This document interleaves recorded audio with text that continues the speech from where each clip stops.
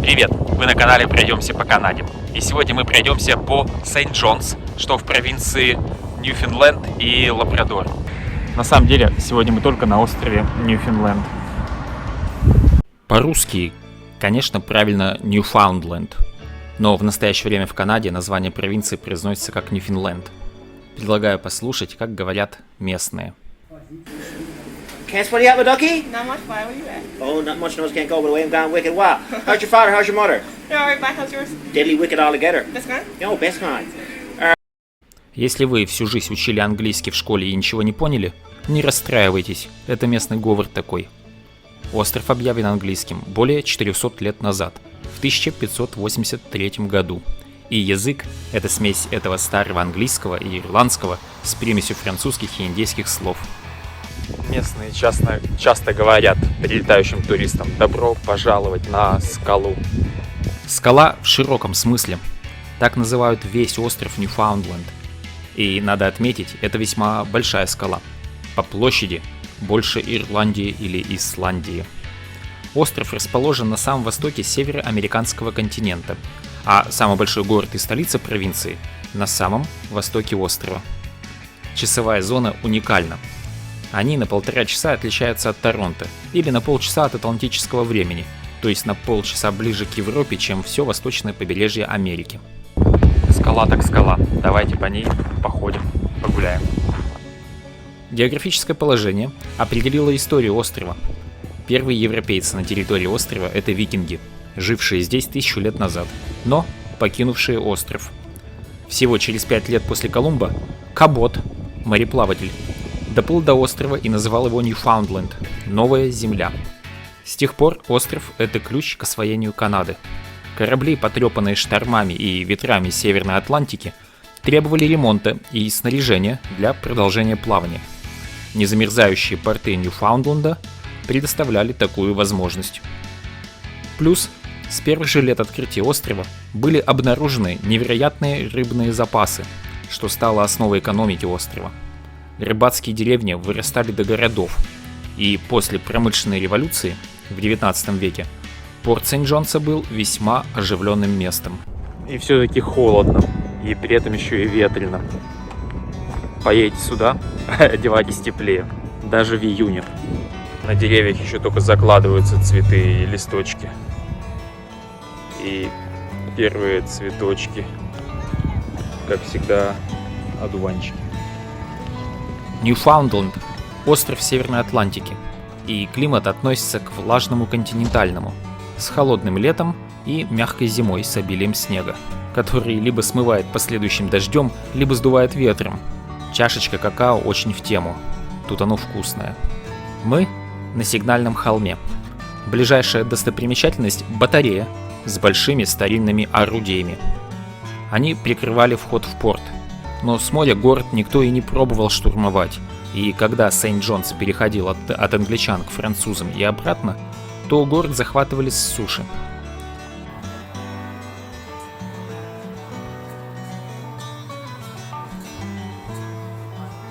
Маяк указывает путь в бухту, но есть еще один мыс с маяком, виднеющийся вдали.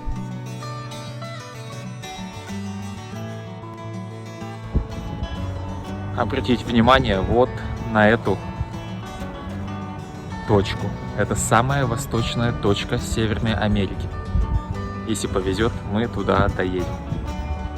Конечно, доедем, но обо всем по порядку. Для моей поездки в Сент-Джонс я воспользовался авиаперелетом. Еще темно. Отправляемся в путь. Из Торонто лететь 3,5 часа. Плюс время поездки в аэропорт и ожидание вылета. Лечу из Пирсона, первый терминал. Лечу с авиакомпанией Air Canada. Всего 20 минут и мы на месте. Регистрация без очереди. Преимущество раннего вылета. А проход на досмотр перед полетом без очереди благодаря статусу по аэромилям сильно экономит время. Вот и терминал ранним утром. Пока ожидал вылет, уже рассвело. Самолеты выстраиваются в очередь на взлет. На заднем плане высотки Миссисаги, городе, в котором я живу, и на землях которого и располагается аэропорт Пирсон, который называют аэропортом Торонто по названию крупнейшего города рядом.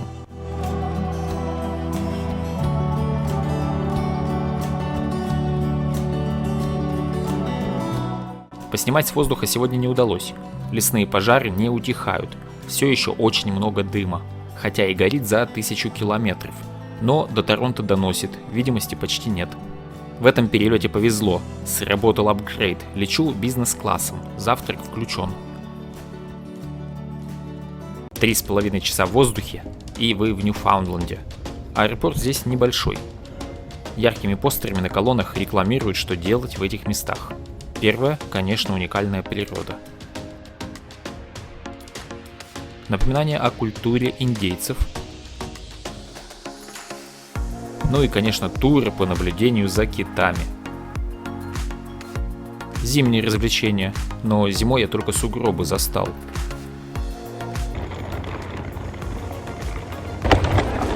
Один из 2 чемоданов отправили следующим рейсом. Его перевезут позже прямо в отель через пару-тройку часов. Ну а пока с моим первым чемоданом топаем до арендованной машины. Вспомнил во время первой поездки сюда объявление в пункте проката. Машины не даем, если скорость ветра больше 100 км в час. Так что эта защита от ветра выглядит уместно. В поездке будем кататься на Форде. Я всегда в рабочих поездках останавливаюсь в Holiday Inn. Не сочтите за рекламу. Мне кажется, в этом отеле я уже останавливался. Карточка от двери на руках. Идем в номер.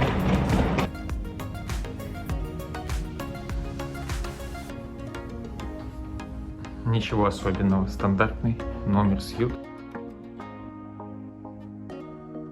Из отеля сразу по достопримечательностям. Сигнальный холм и башня Капота. Именно здесь произошел первый радиообмен через Атлантику. Мой интерес – развитие науки и технологий. Первый радиообмен через Атлантику – это круто.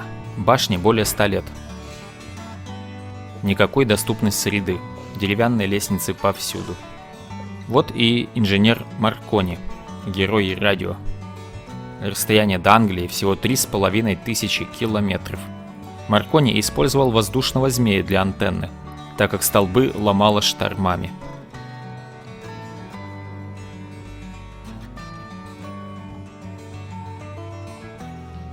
Примитивное радиооборудование. Выглядит как каменный топор, если сравнивать с современными процессорами. Но давайте взберемся еще выше.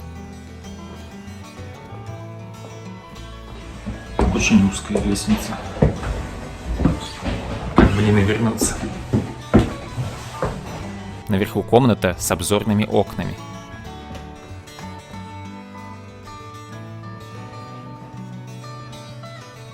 Давайте взглянем, что видно.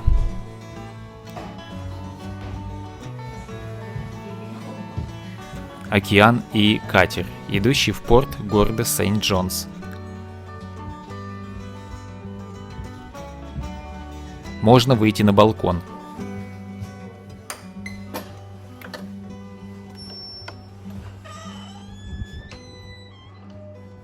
Здесь открывается вид на бухту и порт и на весь город.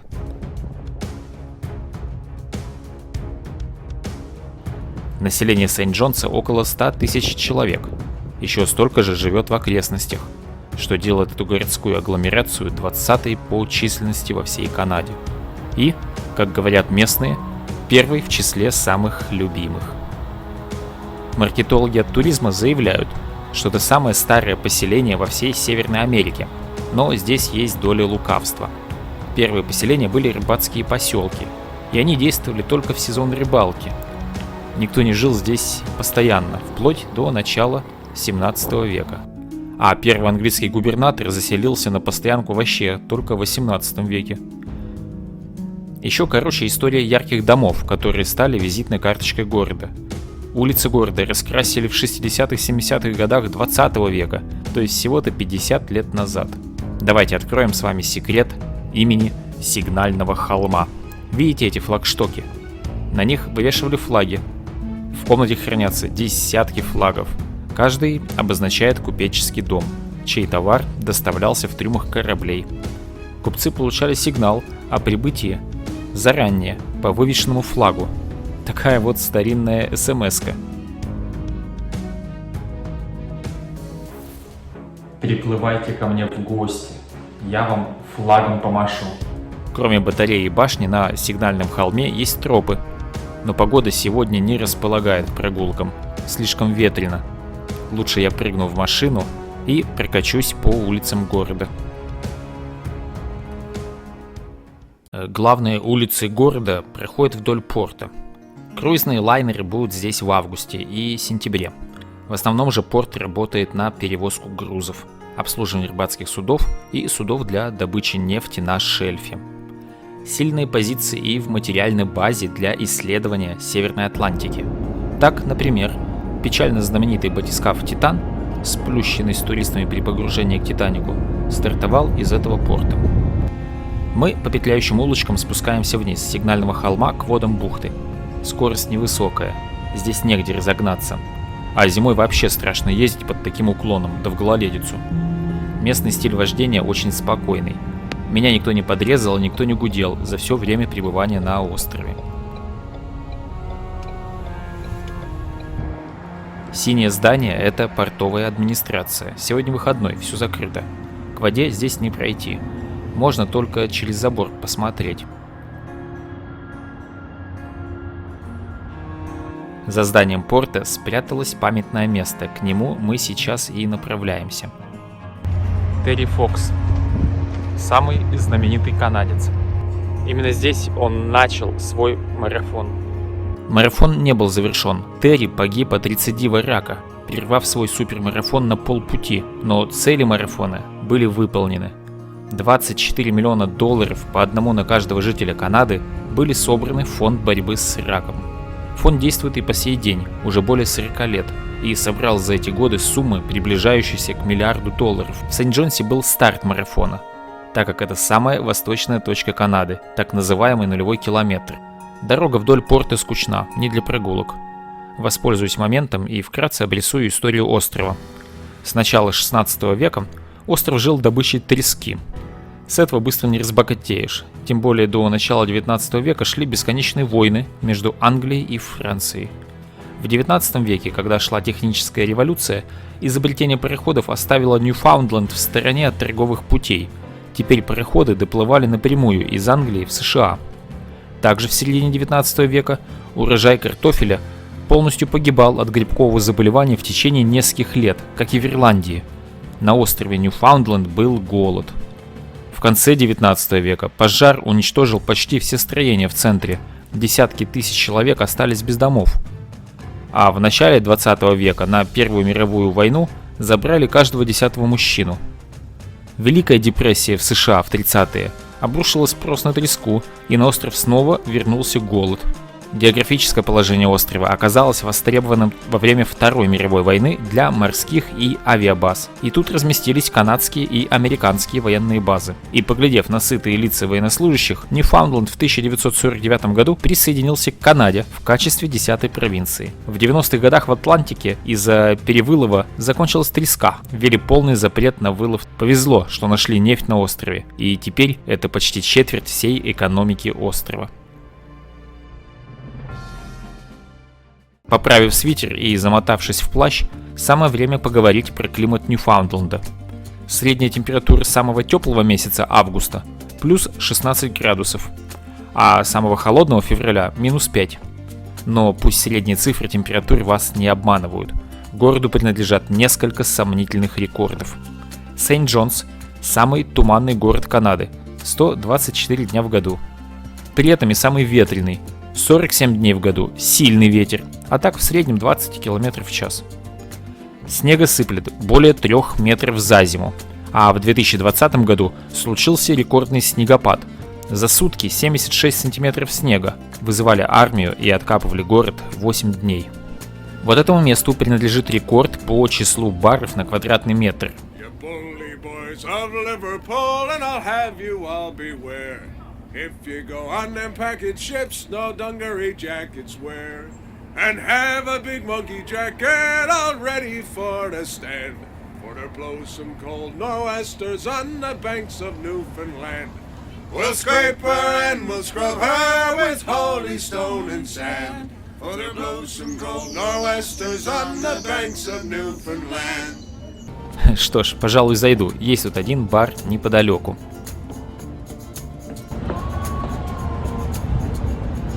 Вверх по лестнице. Уникальное пиво сварено на воде из айсберга.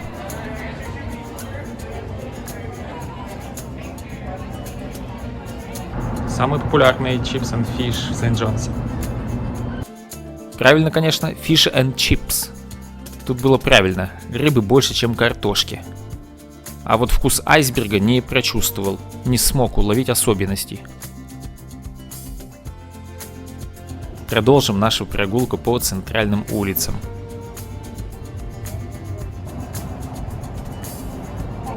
Ну а теперь после ужина по лестнице вниз. Вниз легче, чем вверх.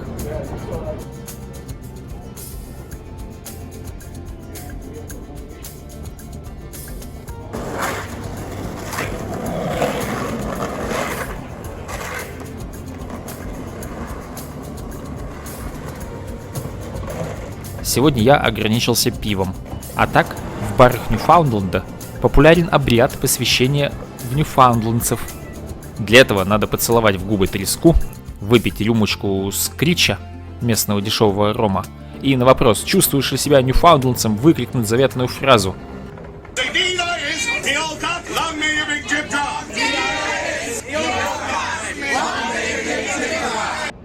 И все. После этого вам выдадут сертификат, что вы прошли процедуру скричин. Уже на пути домой я попробовал скрич в аэропорту. Кажется, я понял, почему надо сначала поцеловать треску, а потом закусить колбаской типа докторской. Не самый лучший ром. Но его идея как раз в этом, быть дешевым. Ну вы поняли.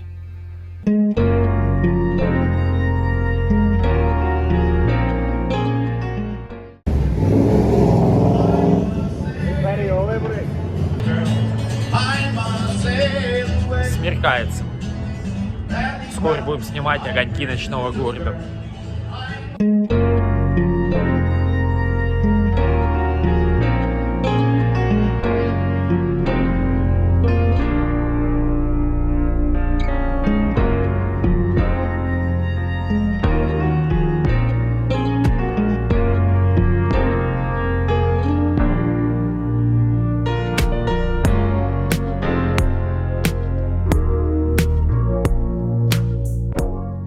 Вот такой вышел мой длинный день в Сент-Джонсе.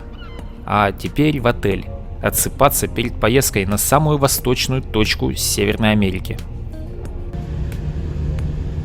Вид из окна гостиницы на аэропорт.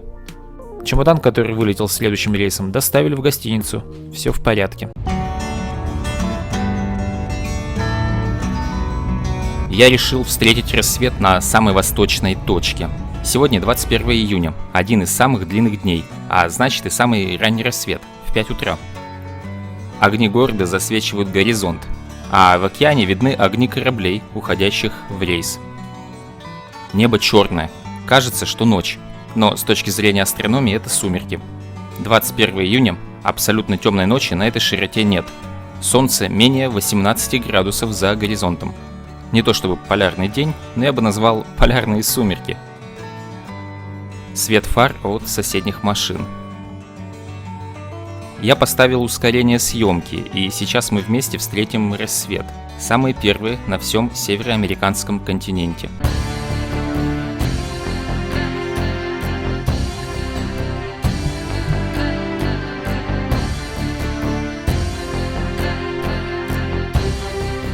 Если вы думаете, что будете встречать рассвет в одиночестве, то нет. Здесь всегда полно народу. Место уж больно приметное.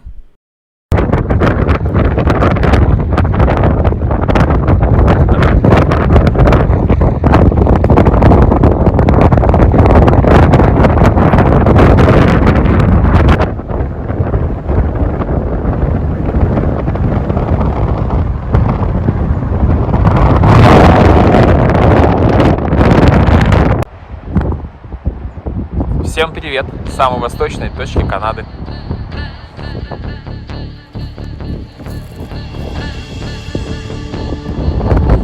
Вот так вот это примерно должно было выглядеть, но не повезло. Тучи.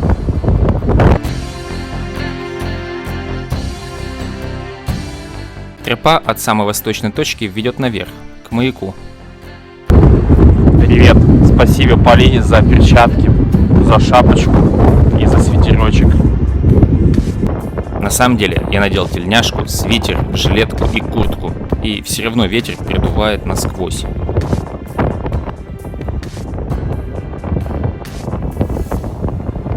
Когда говорят, что от вида дух захватывает, то здесь это вы точно ощутите. 300 ступенек вверх, да еще и на пронзительном ветру. Дух захватывает. Восхождение по лестнице.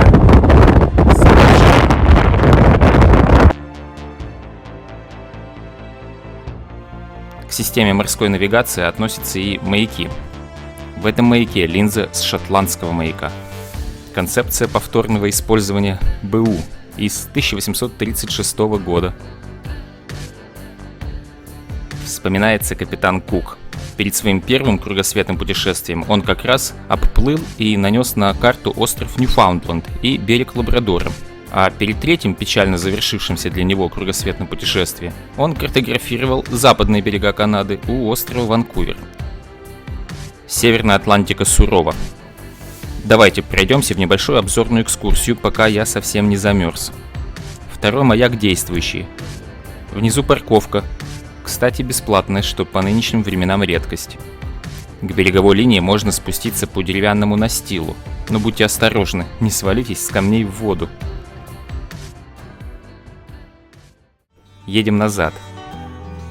Днем открываются виды из дороги. Красивые места. До города ехать минут 20-30.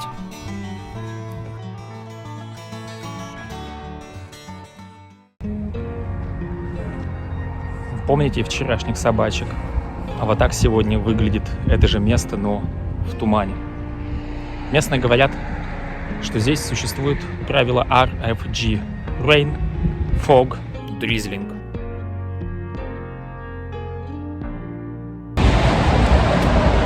Я бы сказал, что сегодня из RFD у нас присутствует все. И дождь, и туман, и дризлинг. Когда что-то падает с неба, но это еще не дождь. Спускаемся на лифте вниз и видим планеты. Нестандартный заход. Сегодня мы посетим геологический музей под названием Геоцентр. Современная геология распространяется на космические периоды времени.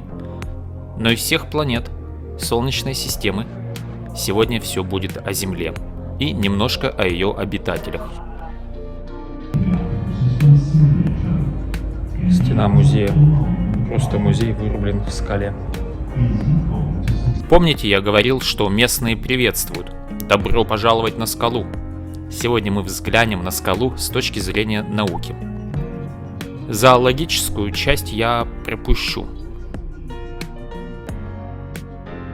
На входе в следующий зал мы сразу видим, кто спонсор. Нефть-матушка.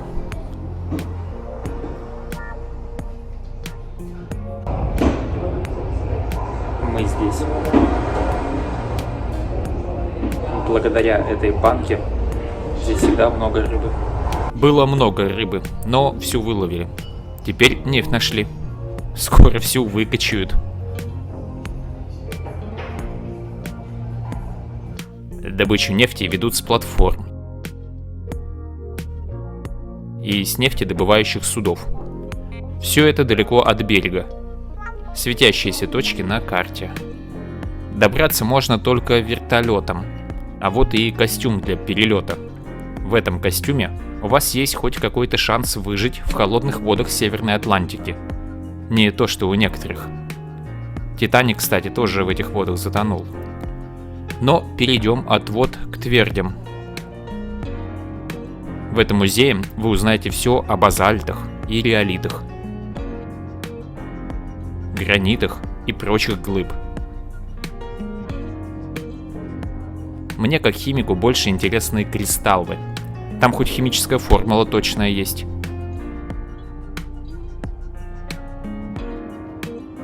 Вот, например, узнаете формулу? Правильно, молодцы. Поваренная соль. Пройти мимо невозможно, надо побить рекорд.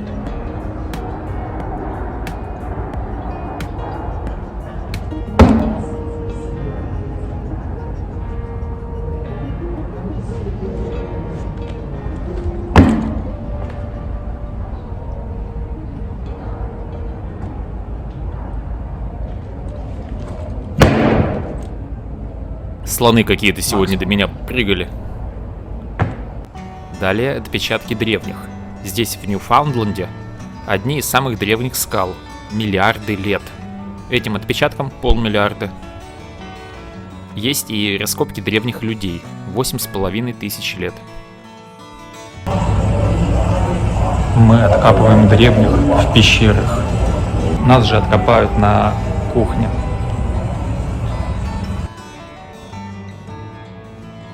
Вау! Тут написано, что есть скалы 4,5 миллиарда лет. Это больше, чем возраст Луны. Теперь при слове «скала» возникает некий трепет. Вот что имеют в виду местные. Их скала самая-самая. При таких космических временах переходим к космической теме. Кто следит за новостями на нашем канале, уже знает, что такое за моей спиной.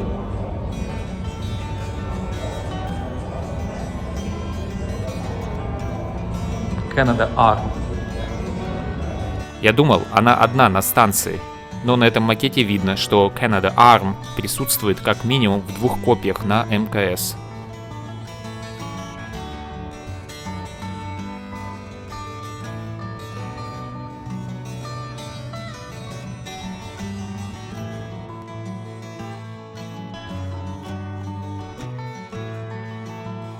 А вот это сделано в Ньюфаундленде.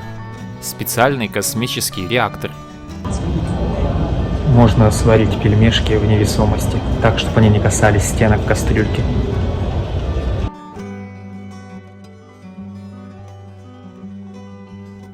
А теперь про науку. Перенесемся в местный университет. Мемориальный университет. Единственный в Ньюфаундленде, но большой, почти 20 тысяч студентов. Университет, можно сказать, классический. Все факультеты представлены. Рядом со старыми корпусами строят новые. Вот самый современный корпус, естественно, научный. Все корпуса университета связаны крытыми переходами, что неудивительно, помня о климатических особенностях. Здание справа от башни с курантами – библиотека. Слева от башни – вход в студенческий центр. Но мне всех милее, конечно, этот корпус – химический факультет. Рядом со студенческим центром – столовка. Попробуем местный фастфуд. Я и в Онтарио этот бренд встречал. Ну а дальше давайте пройдемте в новый корпус. Широкие коридоры, современный ремонт, оснащенные лаборатории. Тут и электроника, и химия. И электроника, используемая в химии. Приборы ядерного магнитного резонанса. Такая магнитная томография, но для молекул. Сравните с постером из музея. 20 лет, вид тот же. Студентов завлекают креслами-диванчиками и шоколадными батончиками. Умеют черти. Если меня спросят, видел ли я кита в Ньюфаундленде, конечно, видел.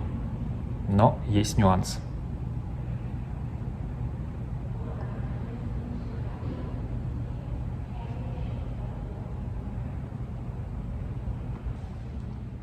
Кит.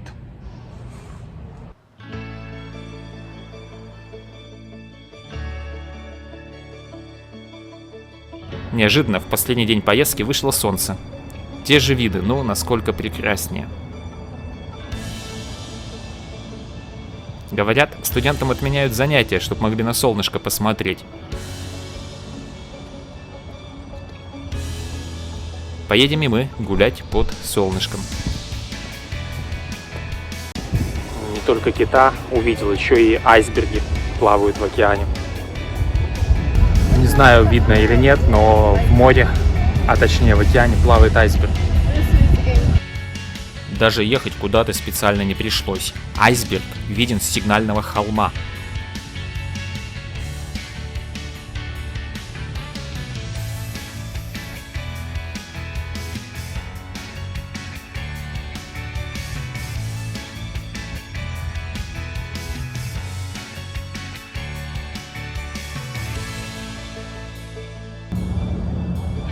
Сегодня, наконец, солнечный день. Поснимаю знаменитые Jelly Bean дома, которые все цветные.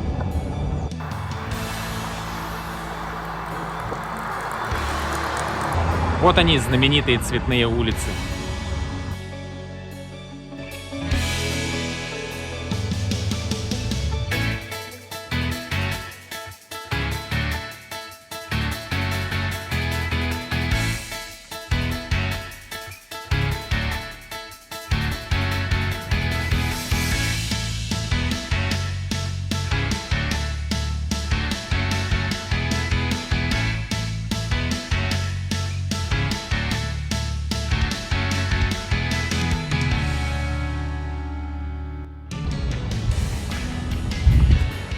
Говорят, есть такая забава для туристов. Искать дома, соответствующие цвету твоей вещи. Почти.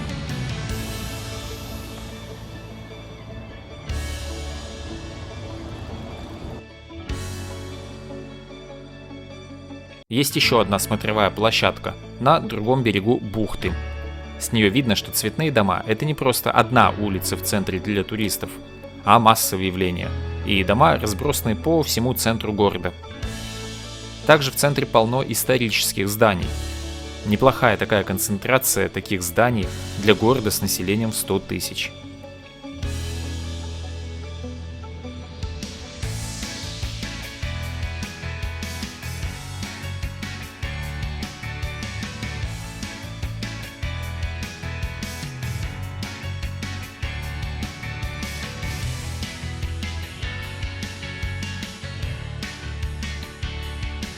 А это здание просто перенеслось сюда из Майами. Я даже пальмы стал искать взглядом. И нашел одну. Вон, за стеклом, в соседнем здании. В порту на набережной полно репортеров. Тема злосчастного батискафа еще актуальна. Ну а мы скажем спасибо гостеприимству Ньюфаундленда и Лабрадора.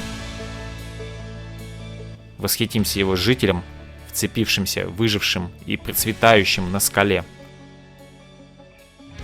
И пожелаем побольше солнца и поменьше стихийных бедствий этому замечательному городу Сент-Джонс, что в провинции Ньюфаундленд. На этом все. До свидания. Подписывайтесь, ставьте лайк.